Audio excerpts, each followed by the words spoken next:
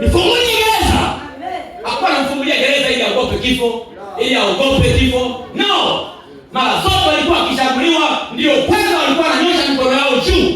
Wanasema, Baba wa mbinguni, nyosha mkono wako, watumishi wako tuzidi kulihubiri. Na maana tuzidi kuhatarisha maisha yetu, tuzidi kuchapa viboko, tuzidi kutukanwa, tuzidi kuonewa. Lakini kwa ajili ya watu hawa, tena muujiza Bwana.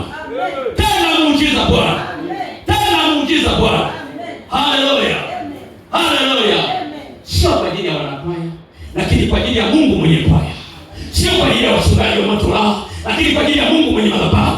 Sio kwa ajili ya kanisa la moto lao, lakini kwa ajili ya Mungu mwenye kanisa.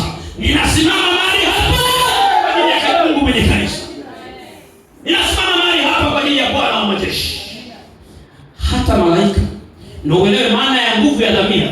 Yoshua alikuwa na dhamira safi kiasi kwamba hata kumtambua ni malaika ni nani, akamwambia wewe ni nani uje mbele yangu? Maana yake sijui aliyesimama mbele yangu, lakini dhamiri yangu inawaka kwamba ninataka nimuone Mungu. Ninataka nimuone Mungu. Sijui kama ataanzia kushoto, sijui kama ataanzia kulia. Hata nyingine unayoona katika Biblia sio yote ni tendo la wote, lakini mingine ilianza na wao. Ilianza na wao. Yoshua hakuwa na Musa kigawa Yordan, lakini akaigawa Yordan.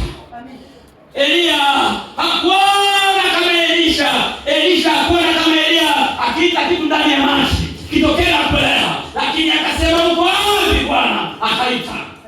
Sio lazima wao litenda waliopita, lakini kama Roho wa Mungu yuko ndani yako, unaweza ukatenda na kuzidi. Akasema yale niliyoyatenda unaweza mkatenda na kuzidi. Ushoga unaoona somewhere anaweza akasimama mtu mmoja ushoga ukakoma. Amen.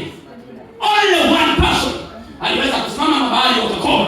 Only one person in this generation. Unafikiri wale mabali walikweje? Walikuwa kama wa mashoga wa sasa. Unafikiri ni watu roho inatembea. You better know and understand this. Na kama Bwana anasema na wewe ujue ni wewe, na kama Mungu anasema na wewe ujue ni wewe. Kama anasema na wewe sio issue. Ila mimi ninajua kwamba Mungu anamtafuta mmoja. Mtu mmoja anayeweza kusimama mahali palipobomoka. Anaweza kusema no. Baba my dead body. Kwa dhamiri yangu, namtumikia Mungu kwa dhamiri safi. Alipokuwa anasimama Paulo, hakuwa anasimama mbele ya waumini wa moto lao au waumini wanaotokea